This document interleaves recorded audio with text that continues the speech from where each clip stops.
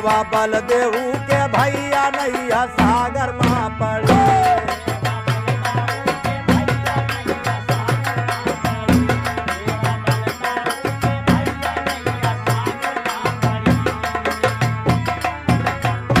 कैसे?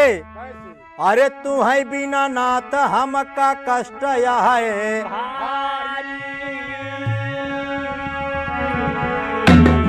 और सभावा के बीचे खींचे दुशासन हमारी,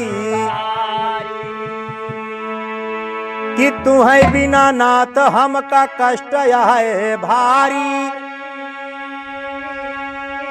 और सभावा में खींचेला दुशासन हमारी। हारे आके तू कला